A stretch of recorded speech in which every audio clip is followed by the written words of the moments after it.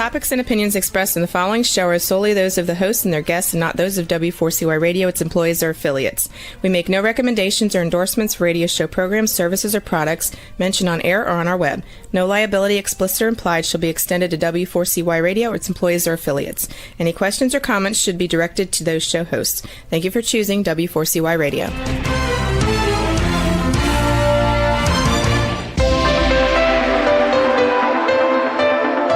Churchill said, "Those who fail to learn from history are condemned to repeat it." Kevin Hallinan believes that certainly applies to business. Welcome to Winning Business Radio, here at W4CY Radio. That's W4CY.com. And now, your host, Kevin Hallinan. Thanks, everybody, for joining in today. I'm Kevin Hallinan, and welcome back to Winning Business TV and Radio on W4CY.com. We're streaming live on Talk4TV.com and, of course, on Facebook, and that's at Winning Business Radio. And we are available in podcast after the live show, pretty much wherever you get your podcast content. YouTube, iHeartRadio, Spotify, Apple, again, pretty much wherever. The mission of Winning Business Radio and TV, as regular viewers know and listeners, is to offer insights and advice, right, to help people avoid the mistakes of others. Those are the best practices, the how-tos, the what-tos, the what-not-tos, to be challenged and hopefully to be inspired by the successes of others. Who are those others? Consultants, coaches, advisors. Today, our guest is an author, founders and owners, entrepreneurs, people with expertise. But, you know, virtually every successful person that I've ever had a chance to talk to has had some form of failure in their lives and careers. So, like I say, we all have to get our knees skinned once in a while. I'm driven to keep those scrapes from needing major surgery. Let's endeavor to learn from history so we don't repeat it. I've spent the better part of my career equipping businesses to grow, from solopreneurs to small and medium-sized businesses, all the way up to the Fortune 50. And I've seen some of those companies win, and to varying degrees, I've seen some fail. Individuals as well. I've had the opportunity to rub elbows with some of the highest performing people around and with some who probably should have found other professions. In my own businesses, I've had lots of success and some failures too. I like to think I've learned a lot from those experiences. So you're going to hear from me, my opinions and insights, because anybody who knows me, John, will tell you that I sometimes have a hard time being quiet. And we're not going to talk Celtics today, even though I'm wearing a Red Sox polo in your honor, John. But more importantly, today, we're going to hear from experts, those consultants, coaches, advisors, author John today, founders and owners and entrepreneurs. So today, my guest is longtime friend John Cady. He's the author of several books, including the young adult urban fantasy novel series, Angela of Death. John was born and raised in Massachusetts. When he's not busy teaching the English language arts to juvenile offenders, he's making memories with his family and entertaining readers with his stories. These stories can be found in multiple anthologies, including After the Cool Is Gone, It's All Fun and Games Until Somebody Dies. I love that one. ABCs of Terror Volume 3 and The Dire Circle. His debut middle grade horror novella, Attack of the 3D Zombies, was published in January of 2022. His Outbreak young adult urban fantasy trilogy, the Angela of Death trilogy, is available to the public on Amazon and wherever books are sold. He lives in southeastern Mass with his wife, Missy, daughter, Abby, and son, John. John, welcome to Winning Business Radio. So cool to have you here. Thank you very much. It's great to be here. Yeah, it's fun. My wife's been reading your books, as I think you know. And when the third one, it's either the second or the third Angela of Death book came out, I said, I got to get John on the radio. So we reached out and we made that happen. And I've got all three books right here. I'll show them up. Thank you. In a moment or at some point on the show, but check this one out. Oh, that's old school. You're going way back now. This is old school. This is a paperback. Is this the first book? Yeah, that's the first one I ever wrote. That was I self-published that one. I thought. So we'll get to that, but I just thought it would be fun to show you that. Yeah. All right. So tell us about Missy and your kids for the audience. Oh, they're wonderful. So Missy's all three of them, at the risk of sounding like not too Jimmy Stewart like, but they're my everything. They're the reason I do everything. They're the reason I go to bed happy and I wake up smiling. Yeah. Even if I only get like 4 hours of sleep, but That's because of the pets we have. They wake me up in the middle of the night a lot. How many pets? We have a dog and a cat that they're as bad as like when we had if we had an infant, like they wake me up that often. So it's, man, but other than that, I'm always smiling. Missy and the kids have me smiling. That's they're awesome. just wonderful people. I've learned a lot. I've learned a lot from all three of them. I keep learning. All right, tell us about your background. First, what town in Massachusetts did you grow up in? I grew up in Easton, Massachusetts. Okay, so tell the audiences about Easton. So it's a small town, and it's everything about it has that small town feel. So it's one of those things where, like, for instance, my son, when he gets home from school, he gets on his bike, grabs his fishing rod, and goes out and meets his friends and goes to whatever pond. And it's like it's that kind of town where you're not worried about him, like you're not worried about a lot of traffic even from cars, or you're not worried about a lot of him wandering into any areas that he shouldn't perhaps be in. So it's like it's one of those Andy Griffith type small towns where you just like it's quiet, and that's how we like it, But other than that, it was a good time. I grew up here, and then I was fortunate enough to buy my boyhood home from my parents. So nice. Yeah. So now we're making memories here. We're making the same memories with our kids that my parents made with me. That's awesome. For technology. Give us 30 seconds of history, because it is interesting to me anyway, on Easton. All right. So we're called the Shovel Town, and a big part of that is the Ames shovels were used for the Transcontinental Railroad.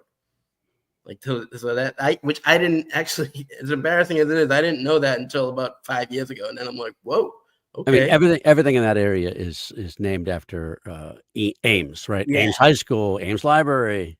Yep. Yeah. Exactly. It's just that family, it seemed like it was just like even their mansions are still in town. And like John Ryan, he goes fishing at the Ames estate, the Governor Ames estate. So it's one of those things. The name's everywhere, but it's, they put out good products. Yeah. What were your early interests, like in and just after high school, say? Well, I always liked creative writing to a point. I mostly wanted to be writing movies. So eventually when I went to Manhattan College, I first started majoring in education because I was going to be a teacher following my parents' footsteps. And then, the more I realized they had a film school there, and I was like, ooh, I had a friend that was doing the film school stuff. And I'm like, well, I kind of want to write movies. I want to be a screenwriter. So I made that call to Dad. I was like, hey, do you think I'm thinking of maybe switching from being a teacher to going into like film, which that could have come back at me any number of ways. But luckily my parents I've been blessed. They're very supportive. And he said, if that's where your heart is, go with that. So he says, because you're going to put out the best product, or you're going to put out your best work where your heart is. So I said, all right, well, I'm going for it then. So I wrote, I took a bunch of screenwriting classes, and I loved it. I love telling stories. I love writing stories. And so I stuck with that for a while. And then even when I graduated, I was just had a regular 9-to-5 job, but I was sitting there trying to sell my screenplays, and nothing ever took. Like, they all made their way to the circular file, which, trash. So, but it was kind of humbling. It was one of those things. I'm like, I thought I was like this great writer, this great screenwriter, and then meanwhile, I'm like seeing like movie posters for Carrot Top movies and stuff. So I know, right? Yeah, mine are collecting dust, if that. So I made the switch to. I said, all right, I'll try writing books then. At least then I'll get people reading them. People will read something. So that's where the journey started. What were your early jobs? So Manhattan College. By the way, what made you choose that school? I honestly wanted to go to New York City. I wanted to live in New York City. And then so we went out there to visit the school after I had been accepted. I probably should have looked at the address of where the school was, because it's in the Bronx. It's not really in Manhattan. So I'm like, false advertising. Like hundreds of years. It's been around hundreds of years, false advertising. That's funny. But it was but I loved it anyways. And so that's what brought me out there. I just wanted to be, I love Boston, but I really wanted to be in New York City. Not for the sports teams, but yeah. Well, we'd have to disown you. If just for the experience, the experience of living there. Like we love our New York friends, but we can root against their teams. Exactly. Right. So, what kind of early jobs did you have? Oh, well, so I used to. There was a time I delivered appliances for a company that called Northco. That was a good time. I did that with one of my best friends. Like we could have been doing that forever. We were laughing every day and delivering, just we did our job well, and we were always having a good time. And then I stocked shelves for a while at a liquor store that he managed, which we stuck together. We're kind of like the Blues Brothers for a while there, but we were employed. And then eventually I just couldn't. I tried selling kitchens for a while, which it was one of those things where I had asked a good friend of mine who got me the job. I said, do you have to be on like computer like 8 hours a day? Because I'm really not tech savvy. And he's like, oh, no, you won't. No, you won't. And then I get there and I'm on computer like from minute 1 to minute the end of the day. And I'm like, oh, this is again false advertising. But so eventually that didn't work out just because I hadn't, like I said, I wasn't as tech savvy as a job like that required. And then my father, both my parents had been teachers. So my father finally said, why don't you just try teaching? You have the personality to be a teacher. You love learning and you love, imparting wisdom on the younger generation. And so he's like, you're literally designed for teaching.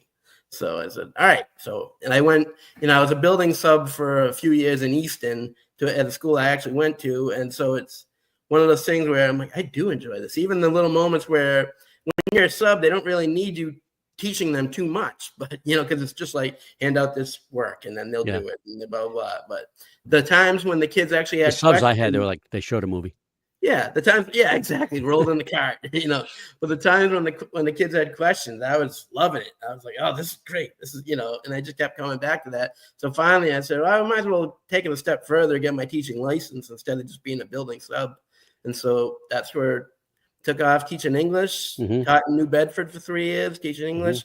And then I got a job, which I don't even, the funny thing is I don't even recall applying for this job, but I got a job teaching for the Department of Youth Services, which is their incarcerated youth. All right, pause on that. We're going to come back to that in a minute. Yeah. What was it like to get the teaching license? It took me 9 times to take the test before I passed it. Yep. 9 times. So I was like the Rocky of the English test. But yeah, it took me 9 times. So that was one of those, I'm not going to give up on it. I'm just going to keep going till I get it. And did you go up when you finally past it, did you go up like the 3 steps to your front door and do the? Yeah. Oh yeah. Yeah. Yeah, exactly. No one was looking, but I did it anyways. What's this lunatic doing? So what prepared you most? This will be the last question before the first break. What do you think prepared you most to teach incarcerated kids? It's one of those things, just having a heart for everyone. Like this, it's one of those things where there's no bad kid. There's choices, poor choices, but there's no bad kid. And some kids are out there. I always tell my kids at home, I said, they're just like you. They just, but in the race of life, they have a cinder block tied to one of their legs. And I just want to help them untie it. So that's kind of what drives me. That's awesome. All right, we will take our first break right here. Everybody, we'll be back with John Cady in about 1 minute. You're listening to Winning Business Radio with Kevin Hallinan on W4CY Radio. That's W4CY.com. Don't go away. More helpful information is coming right up, right here on Winning Business Radio. Have you ever dreamt of being on the radio? Well, now is your chance. Be a radio show guest on the #1 ranked internet radio station and promote you and your business for free. Yes, you heard it, free. Business advertising right here on W4CY.com. Call 561-506-4031 now to get booked on one of our shows. That's 561-506-4031. Get your free advertising now. And now back to Winning Business Radio with Kevin Hallinan, presenting exciting topics and expert guests with one goal in mind, to help you succeed in business. Here once again is Kevin Hallinan.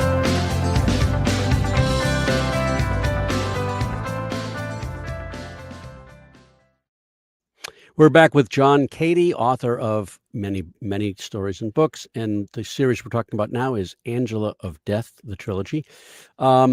Before we get to that, of course, I want to ask more about the DYS program. Tell us about the program. It's for obviously incarcerated students. They made a bad decision. how long are they there for? Give us just a background, like thumbnail of the program.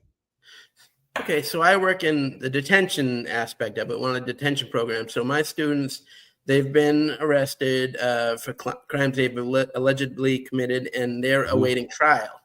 So it could be, some of them have been there, it could be upwards of a year or longer. Some kids, they could be there 2 days. So it's so far, it's so over the map, all the way across the board that, on average, probably maybe 3 months.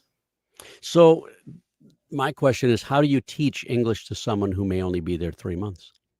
How do you know where to start? And do you plug kids into an ongoing program? So if say we're reading a novel, so I try to keep it to short stories or shorter works, just so, it's easier to catch them up, or they can pick it up. A short story you could knock out in 2 days. So basically, I try to keep it to those shorter books. But sometimes if we're reading a novel that the kids are getting into, I'll have the other kids, and it's also a good way to see how much they've comprehended. I'll have them catch the new students up on what's been going on in the book. That's cool. Certain books that's easy to do with. Certain books, it's, as long as they point out the major events and whatnot, and the major characters, whatever can catch a kid up. It's almost like I always joke with them, and I'm like, if it's a new kid, say we're reading Of Mice and Men, I'll say previously on Of Mice and Men, and then I'll have one of my students tell them what's been happening. So, yeah. And you've been there for how long? This is my 17th year. Wow. Yeah. I've known you for a long time, but I didn't know you've taught there that long. That's awesome. Yeah. And like I said, I don't, even my supervisor, she still razzles me every now and then, because I admitted in the interview, I literally said, I don't remember applying for this, but it was like, I got in there, and I thought it was like I knew it was an alternative school. I knew it wasn't a regular public school. Yeah. But then all of a sudden, like, the gates are slamming shut behind me, and I'm like, where am I? And then I see this kid returning from court who had like the cuffs on, and I'm like, okay, where am I? What is this? Like, I literally didn't know what this was, and I'm like, I need a job though, So it's like That's one of those funny. things where I want to teach, and I'm going to teach wherever I can teach. I'm going to teach. So it's and so that was one of the questions. She said, "You look confused." It was near the end of the. She said, "Any questions?" I'm like, "No, no question. I just don't recall, applying for this." But so she said, maybe you didn't. Maybe you didn't recall. Sorry. Maybe you didn't recall accepting the job either. 17 years later. Yeah. Exactly. Yeah, but now it's one of those things. Once you get used to it, it's such a you feel great at the end of every day. Like the kid, when these kids get like a good grade that they've earned, I don't give generous grades. Like when they get a grade they've earned, their face first it's surprise, and then it's like their face lights up, and I'm like, I don't even know how many people get to see this side of them. So I'm blessed that I get to see this side of them. Yeah. What's your teaching schedule like? Typically, like same hours pretty much as public school. So I get there at 7:30. I leave at 3:30 at the end of the day, and it's one of those things. We follow all the same frameworks and standards that public school has to. That way, like when they leave us, providing they're not committed on, for a longer stay, when they leave us, they can literally like kind of plug themselves right back into whatever high school they were in, because we're following the same curriculum and standards. Oh, that's cool. Well, same framework and standards, not necessarily the same curriculum. And you have various classes during the day? Mm-hmm. Just like So for example, I teach English language arts and reading. Yeah. Okay. What's the toughest part of your job? Toughest part of my job is sometimes, honestly, it's hearing some of the kids, they'll talk about their life outside of, class, outside of where we are, which, it's good for them to get it off their chest and talk to other kids about it. But sometimes the stories are heartbreaking. Like it's one of those, it's not even culture shock. It's one of those, oh man, I'm sorry, I'm sorry that happened. And then it's so certain moments like that where I realize I've had great upbringing. I've been blessed, and it's one of those things where not everyone's got that same deal, so that same fair deal. So it's one of those things where that's difficult sometimes, and then other than that, it's just sometimes they'll come in. It's hard to keep them focused on the task at hand when they're worried about, am I going to get out at my court date? Am I going to, this, that, and the other thing? They have a whole set of concerns that I never had. I don't have now, and I especially didn't have at their age. Like, I don't know how I would have handled it at their age. You probably wouldn't have gotten me focused too much on my work if I had that going on. Their age range is for the audience? The youngest I've had is 14. The oldest I've had is all the way up to like 21, literally. Give us just one, I'm going to ask you the best part, but give us just one challenging situation, and then I want you to talk about the best part of your job more than you said about the recognition of the grades and the smiles and everything. One challenging situation. Sometimes it's just not enough time in the day for all that we want to do. So, so on top of just teaching, I'm also what's known as a teaching coordinator there. So every program has kind of their principal. They're not called principals, but they're teacher coordinators, because they're really we're the supervisor to whatever teachers are on our program. 3 teacher program I have, so I'm the supervisor there. But also I handle all the admin stuff, like the transcripts and any testing assessments that we have to have to give the kids. Do you do MCAS? Yeah. Well, I don't always give the MCAS. Someone will come in to give the MCAS, but there's other assessments that I got to give. So I got to give those on top of the teaching, which I don't complain about it, not even to myself or to my wife, but because it's one of those things where the more we can give these kids, the better. Yeah. And I'm glad we can give them more. It's just sometimes it's, you wish, like I said, you wish there were more hours in the day so you could do more for them. So that's a challenge. All right. Now tell us the best part of the job. The best part of the job is just like I was saying, when they get good, I was going to say when they get good grades, but just seeing them shine in ways that not everyone gets to see. Like a lot of these kids, society's already written them off. And then sometimes when they see that society's written them off, they write themselves off. So it's one of those things. It's in a tough cycle.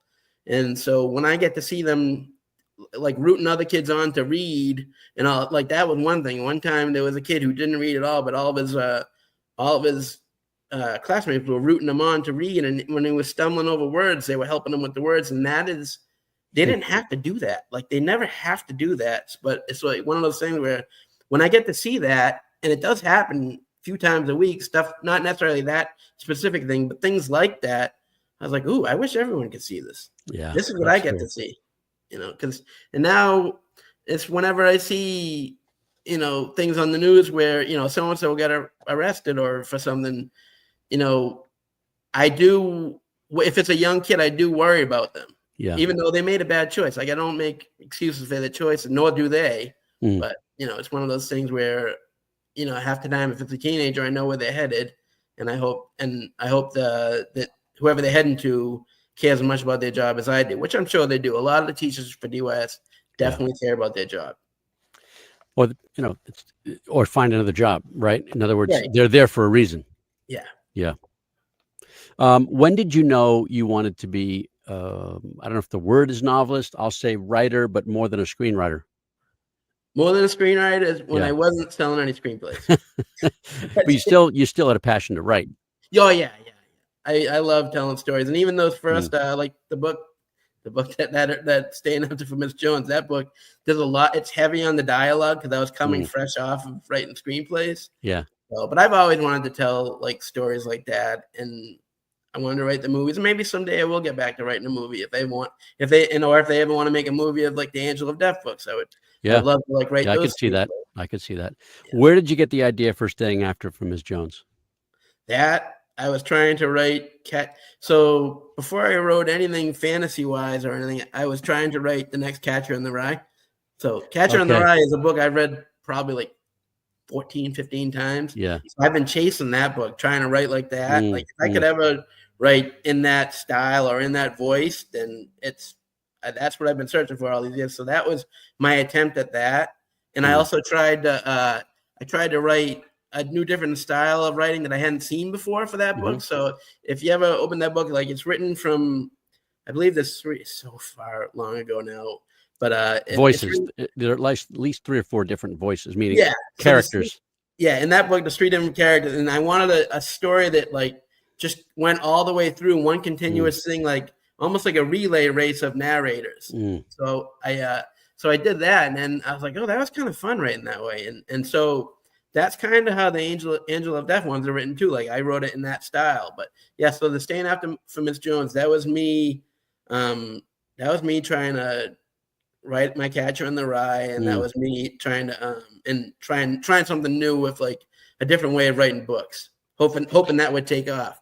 Which funny thing about that is, so I had self-published that, and then I had it on Amazon, but then I eventually took it off Amazon and tried to shop it around to agents again, and an agent wanted it, and so I was all excited. And so she had represented people that like she represented the guy who wrote Holes. Oh wow! So I was like, oh, this could really happen. And then all of a sudden, she said, "Now is this first? Do you have first rights, or have you?" And I'm like, "Oh well, yeah. I self-published on Amazon, and I took it off. It's exclusive rights, and I took it off, so it's it's my right." And she goes, "Oh well, we can't do anything with that. No one's gonna take that." And I'm like, "No." So what's the reason? Yeah. So from that day forth, never again. That's one of the things I learned in business wise on the business end of the writing. I'm never doing that again. There's nothing wrong with self-publishing. There's nothing wrong with at all with it. Right. That's the route you want to go. But in this instance, it cost me who knows what. So what happened legally? So the agent claimed, she's like, well, no publisher's going to take it on now because they won't have first rights to it. Because like Amazon or CreateSpace, whoever it was that I had done it with, she said they have first rights. Oh, they could still retain rights to it. Yeah. So I'm like, that makes sense. I'm like, all right. So I'm like, even if I don't sell another book for a while, I said I'm not going to do that again just because, and like I said, people have been uber successful with, self-publishing, but it's one of those things where in this particular instance didn't work out so well, or it could have been better had I not done that. But so what was your self-publishing process? What did that look like? I literally just once I shopped that around to agents, Staying After Miss Jones, and no one seemed to be biting. I looked on Amazon and someone had said that you can self-publish for them. I'm like, oh, so I had gone on and they said, scroll all the way down and there's something called CreateSpace. I don't even know if it's still on there, but you were able to self-publish through them with the, ebook versions and in the paperback versions and whatnot. So I was like, well, I'm going to do this no matter what. I'm going to make sure people can read my book no matter what, even if it's just me publishing it. And so I did that, so fortunately a good amount of copies were sold. Your wife bought one, which I was very pleased. Every now and then, but at first, there's some risque scenes in it. So I was like, at first, when she told me that she bought it, and I was like, I only knew it from church. I'm like, oh no. I'm like, writing for a friend. Yeah, but the funny thing is, so one of my good friends, his sister had bought it for her daughter because she thought it was like a middle grade or some sort of very innocent book. And I'm like, oh no, she can't read that. No, she can't. Like I said, it does get risky. This is, I don't know what I was going for, but I figured, they don't hold back in Catcher in the Rye, so I'm not going to hold back. Yeah. So how much would you roughly spend on a self-published book like that? Oh, now I don't even remember now. So long ago. Like total ballpark. You don't really spend much, but you don't make much. Yeah. It's one of those things like Amazon makes the chunk of it. Yeah. So it's I think I made for whatever was sold, for whatever per copy sold, I think maybe I made 25%. It was crazy. It wasn't even 50. And then it was and until years later, until I finally got a notable publisher, and who's very good at their job. Then I realized I'm like, oh man, but it's an education, right? Yeah, oh yeah, it's all an education, and that's one of the things where, the writing part's fun too, but half the job is like business wise, like promoting yourself and all that stuff, and so. And that's like, those are all learning curves up there. Like back then I was hardly promoting it. I did like one book signing at a restaurant. Yeah. Which was cool. Everyone, While you were eating a hot dog. Yeah, most of me. Just kidding. Mostly my friends came, so it was a good time. But all right, we're going to take our second break. We'll come back to a little bit more about the business of writing, and then we'll get into the book specifically. Everybody, another minute. We'll be right back with John Cady. You're listening to Winning Business Radio with Kevin Hallinan on W4CY Radio. That's W4CY.com. Don't go away. More helpful information is coming right up, right here on Winning Business Radio. The YP.com website is your local search engine. If you're looking for a good restaurant, it can help you find the right one nearby with ratings and reviews. Or if your car breaks down, you can use the YP app to find the closest repair shop. Or maybe you're just looking for something to do on a Friday night. Well, it has great local coupons for all sorts of things in your area. No matter what, when, or where, if you're looking for something, YP Local Search can help you find it. So go to YP.com or download the app to search local, find local, and save local. And now back to Winning Business Radio with Kevin Hallinan, presenting exciting topics and expert guests with one goal in mind, to help you succeed in business. Here once again is Kevin Hallinan.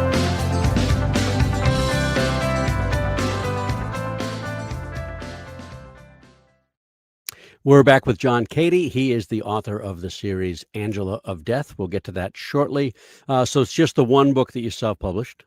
Yes. Yep. And so the other books, or if you were part of anthologies too. So talk about what, for those that don't know, I had to just refamiliarize myself. Sorry, I can't talk with an anthology. What's that like? What does that look like? And how do you get included? So an anthology is like a collection of short stories. So for example, if you see like on the shelf in my classroom, like Greatest American Short Stories, and it's like, but it's got like Mark Twain and everyone in it, but it's a collection of short stories that they call an anthology. And sometimes it's by the same author, sometimes it's by multiple. More often than not, it's by multiple authors. So, but yeah, so and some are themed and some are not. Yeah, for the most part, they're themed. Yeah. And so you've been in several of those. Yeah, so it's funny. So Missy, my wife, her cousin, and we were at a family cookout one time, and he said, "Hey, I know you're a writer and you're trying to get published." I said, "Yeah, I just can't find an agent." He said, "Well, you don't need an agent for horror anthologies." He goes, "Do you write horror?" And I'm like, "No." I'm like, I don't like horror. I can't get into it. I never got into horror. Yeah. And maybe when I was a kid, but never, since, I get creeped out way too easy. And then, so he said, "Oh, it's a shame, because you don't need an agent. If you can submit your short stories to like these horror anthology publishers, and sometimes, they'll take it on the strength of your story, and then it could end up on the shelf in Barnes and Noble and stuff." And he's like, "It always happens. Stuff like that always happens." I'm like, "Oh, well, I do write horror." So it's, it's kind of one of those things where I completely 180. I'm like, "No, yeah, I can write horror. I do horror, yeah." And then is this horror? Slowly I turn. Yeah. Step by step. And that's the Three Stooges, everybody. So as John is well familiar. But yeah, so I submitted to one of those.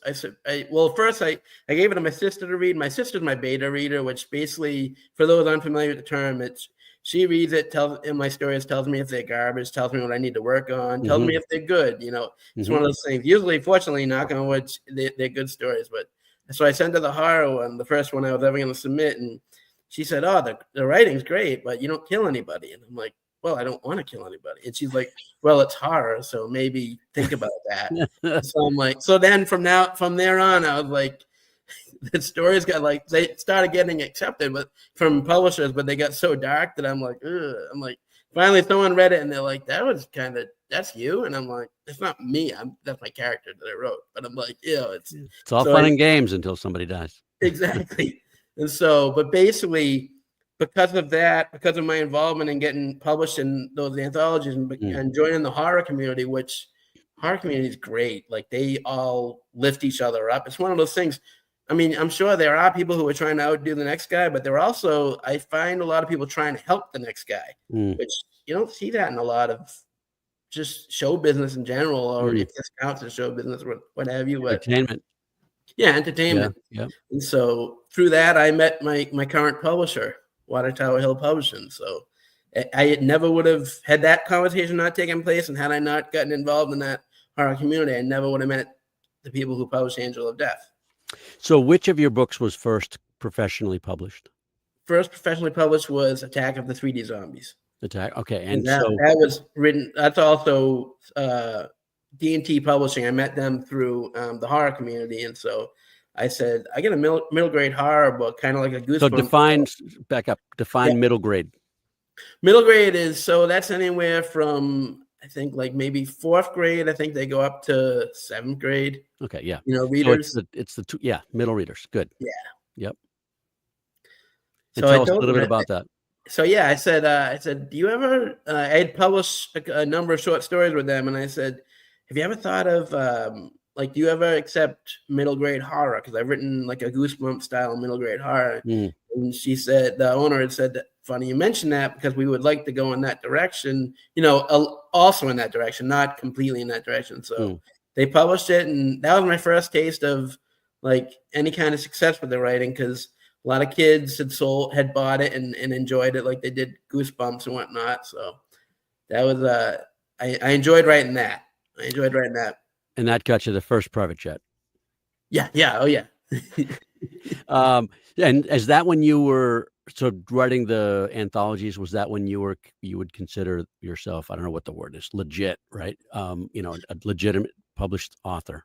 Yeah. So it was, and it was funny. I really didn't even think about that or say that. I didn't say that. I obviously thought it, but I didn't say that until one of the security guards at work. He goes, "Oh man, you're an author now. You're a published author." And I'm like, "Oh yeah, but it's just." I guess I am. He goes, "Don't downplay it." He said, "You didn't self-publish it. Someone published it for you. Someone thought enough of it to publish." I'm like, "You're right. They did." So it's kind of like it reinvigorated me. It kind of was one of those things where I'm like, "Hey, all right, yeah, you're right." Absolutely. I believe in that. I mean, and we teach that in our sales training, is self-affirming, right? Yeah. I belong here. I'm not a I can't think of the word. I'm not a imposter. I belong here. I've got value. I've got expertise, etc. So you have an editor. They provide an editor. You work with the same editor over and over often? For the Angela books. Yeah. Yeah. Yeah. So if another series, you might have another editor. Excuse me. No, most likely it'll be the same editor. She's the primary editor over there at Water Tower Hill. So it's Heather Daughtry. That's the main publisher's wife. So what's that process like? How many versions do you end up writing? How many? I don't know the terminology yet. So is it rewrite? Is it corrections? Draft, yeah. So basically, I send over the original, like what what I've written, and then she'll go through it with a fine tooth comb, and she'll say, "Oh, well, this should be changed, but this doesn't make sense here because you did it on this something. You did something else on another page earlier." And I'm like, I didn't even notice that, and that's why he's such a good editor. Like, as much as I've read the Angel of Death one, I wrote it 10 years ago, way before I even met them. Wow. So it's one of those things where I've read that thing cover to cover, I don't know how many times, and then she looked at it with her fresh editor eyes, and she said, "Oh, yep." And so she's like, "Oh, this is these are some changes that should be made." And when I made the change, I didn't even have they give you a voice, but I didn't want to disagree with. She was right about all of it. Like all the changes she wanted to make, it made the book that much better. And I'm like, I don't know how I missed that, but I'm glad that you caught it. So it's like one of those things where she's really good at what she does, and she's a good author. So after the editing is complete, what happens next? So then we had the meetings for the cover art, which that alone blew my mind. I'm going to show that again. Yeah. And we'd go through, it was cool. Like they'd go, but like while they were constructing it, like in the meeting, and they're like, "All right, what do we think about this? What do we think about this?" And of course, I'm sitting there, I'm like, "This is awesome. Everything's awesome." And they're like, "John, can you disagree with some stuff?" So we're not going to get anything done if you're just saying this is awesome every That's 2 funny. seconds. Gee, But it's like, guys. again, it's one of those things where you're so excited that everything's finally happening. Yeah. Like all this thing that you've been dreaming about forever, like for 25 years now. I've been, once it's finally happening and you're in the moment, you're like, this is awesome. This really is awesome. It's like, When you wrote the first book, did you know it was going to be a 3-book series? no. In fact, so I wrote the first book. So the first book I wrote, like I said, I had written it 10 years ago. And I had shopped it around to a bunch of agents, and all of them said, nobody wants angels. Nobody wants angels. And I'm like, no, people want them. And they're like, no, we're agents. We know. People don't want angels yet. So I'm like, all right. I'm like, fair enough. And so then I'm like, oh, maybe it's just too short. And then I blocked out that nobody wants angels business. And I'm like, maybe it's just too short because fantasy novels are longer. And so I shopped that around a longer version. And they're like, no, nobody wants angels. And I'm like, oh, great. I just invested more time in nobody wanting angels. And then finally Joshua Lloyd Fox, he's the publisher at Wattoa Hill, and he's an author, a very accomplished author himself. And so he had written this series called the Archangel Missions, and I saw it come through literally while I was scrolling on Facebook, and I'm like, he likes angels, and he's a publisher. And then I know he's successful because I've seen his books, and then I'm like, so I messaged him about it, and he goes, yeah, brilliant, send it along. And I'm like, whoa, all right, yes. It was one of those moments. Yeah. And so, he accepted it and he wanted it, and he said, can I break it up into 2 books? And I'm like, yeah, absolutely. It was 2 books originally. It was, the original book ended on X amount of pages or whatever. And so he said, great. And so when he went to promote it on Facebook the first time, he said, book 1 in a trilogy. And I'm like, ooh, trilogy. And I'm like, that's awesome. And then I'm like, wait a minute, I should probably write that 3rd book. It was one of those things where when I wrote it 10 years ago, I wasn't thinking trilogy or series. I just wanted to write a book. Like basically, it was for my students. Oh, that's cool. Talk about that. I wanted to get to that. Sorry. Yeah. Let's talk about it now. So, let's talk about it now. Yeah. So it's not often I get a lot of readers in there. Like they don't read on they'll always say to me, oh, I don't really read on the out. So, when they're not locked up or whatever. And so I'm like, oh, that stinks. But then I had like one group of kids one time that they were devouring anything they could read because it killed time. Yeah. Like, if they were, especially in there, it killed time. So they were reading just about everything that was in there. And there was like, they like these books called the Blueford High series, which is all about like their kind of environment or kind of where they grew up and whatnot, like inner city. And then they liked their fantasy books. And so I'm like, all right, well, you guys love these things. I said, you guys love the fantasy, huh? And they said, yeah. I said, but we don't, one kid was like, I don't really relate to any of the protagonists. Like they're not from where we're from. They're not, all these X amount of things. So I was like, and I didn't write fantasy at the time. It wasn't even on my radar. So I'm like, well, I hope you guys find what you're looking for. And then, but nothing ever materialized. And then all of a sudden, maybe like a month later, it wasn't that night, but a month later, I had a dream, which ended up being chapter 2 of The Angel of Death. Wow. The first one, where I'm in a nursing home room with an elderly man who I'd never seen before. I'm just sitting there with him though. And then a girl comes in that looks like Angela, and she kisses him right on the forehead, and he flatlines him, and she looks at me and then walks out, and I'm like, what was that? And then I woke up, like I do everything. I woke up and I wrote it down. And so that literally turned into all of this. And so I wrote that book. I want everyone to enjoy it, but they are literally my target audience, my students. I wrote it for them. Wow. So. All right. Couple of quick questions on business, and then we'll get into the books themselves. Let's see. How much time do you devote daily or weekly to writing? I devote at least 1 hour a night after my wife and kids go to sleep. Okay. And what's the next series or book you're working on? Right now, I am working on I'm writing a book called 10 Toes Down, which is it's a slang way of saying all in or fully supportive, and it's about I'm writing stories about teaching in DYS, like some memories I've had of times when these kids have shined. It's like I was saying earlier, it's the part of them that society doesn't get to see. Well, I kind of want to bring it to society in the form of the book. Do you have plans at some point to make writing full time? No, because I love what I do during the day.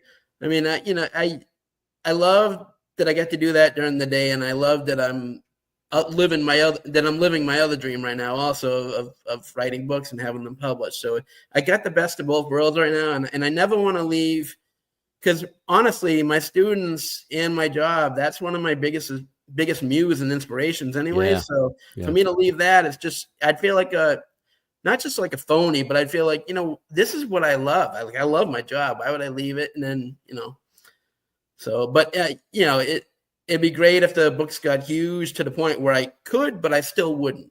Let me put it that way. Yeah. I always joke with my boss. I'm like, I don't remember applying for the job, but you're stuck with me. No.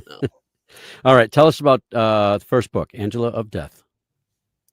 So Angela is kind of a loner, but she wants to, like, in the neighborhood where she grows up, you kind of have to be part of something for protection. Like, you can't just walk around, or it's not a very safe area to walk around in. So she's gonna join a local gang that one of her friends is like one of the higher ups in the gang, and so her friend doesn't want her to join. So they do the initiation of jumping her in, but they also say that, oh, you got to kill someone.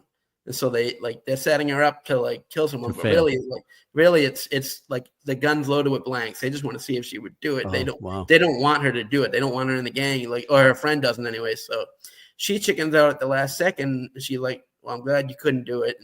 But you do have to leave because we're talking gang business or whatever, and so she's leaving, and a rival. Does that make her protected? Well, they are going to protect her on some level, but so when she's leaving, a rival gang is there to like shoot up the house, and she gets killed in the gunfire, and so she wakes up looking down at her corpse, and meanwhile Michael the archangel is there, and he says basically, you know what, you're going to be an angel of death now. And we're gonna, she's like, well, I can't even take a life. Did you see what just happened? He's like, well, you're not taking it for them anymore. You're taking it for the big guy, basically. And so she's like, all right, well, how am I going to do this? And so this launches her into this whole, there's going to be a next big war battle for heaven. So she's on the good guy's side. And, it starts out, I pull a lot from the Bible and put it in there, like, where they had the great battle for heaven where Satan was cast out and he took a third of the angels. Those are the bad guys, basically. Yeah. Like, the story's almost writing itself. Those are the bad guys, and I just need to build the good guy army. And then, so it turned from that, one story into like, oh, well, this could be epic and I'll write them for as long as they want me to. So, like, as long as they'll let me write them, I'll write them. So a trilogy could become a multi-book series. Yeah, because I'm trying to. Yeah. So I'm pulling some of the other characters, some of the minor characters, and giving them their own trilogy right now. Like, one of the characters, I'm giving him his own trilogy right now that I'm working on as well. Oh, like, that's cool. I got a couple. I got the book about my students, and I got that book going on, because I do that because it stops me a lot of times from having writer's block. Yeah, maybe it takes a little longer to write some of the books, but it also, I'm constantly, if I can't come up with something for a few days on the other thing, at least I can work on the other thing. That way that writer mind is still going, and that discipline is still going. Discipline is huge with it. Yeah. All right. 2 last questions. Yep. Simple ones. How do people, if they want to reach out to you, what's the best way? Would it be your email, which was in the crawl? It's john.a.cady@gmail.com. Yep, that's one way. And then the other way is just on Facebook, I'm John Cady Author. On X, I guess we call it now, I'm John Cady Author. Instagram, John Cady. Everything's John Cady Author. Basically, it's not hard to find. Okay, good. And the books are available certainly on Amazon, and where else? Yeah, so Amazon and the publisher's website, which is watertowerhill.com. And then just pretty much where we always say wherever books are sold, but online, like, so Target online, Walmart online, and then Barnes & Noble online. Awesome. Well, thank you so much for being here. I know it was a challenge to get you here on time. You made it because of your work schedule, and thank you. And I'm sure the audience does as well. Well, thank you very much. You got it. It was a wonderful experience. Awesome. And thanks everybody else for watching and listening. This is a show about business and business challenges. This was a fun one because we got to bring in a story about the book. If you have concerns about the sales effectiveness of your company, whether you're large or small, whether it's just you or you have a team, feel free to reach out to me on Facebook or LinkedIn, and that's at Winning Business Radio, or you can drop me a note at one of my email addresses, kevin@winningbusinessradio.com. Our company is Winning Inc., part of Sandler Training. We develop sales teams into high achievers and sales leaders into true coaches and mentors. Hey, we're not right for everybody, but maybe we should have a conversation. Thank you, as always, to producer and engineer Juan for another job well done. Thank you, Juan. Be sure to join us next week. That's Monday, April 28th. My guest will be Timothy Swords, executive coach and certified mindfulness teacher. I'm looking forward to that. Until then, this is Kevin Hallinan. You've been listening to Winning Business Radio with your host, Kevin Hallinan. If you missed any part of this episode, the podcast is available on Talk4 Podcasting and iHeartRadio. For more information and questions, go to winningbusinessradio.com or check us out on social media. Tune in again next week and every Monday at 4 p.m. Eastern Time to listen live to Winning Business Radio on W4CY Radio, W4CY.com. Until then, let's succeed where others have failed and win in business with Kevin Hallinan and Winning Business Radio.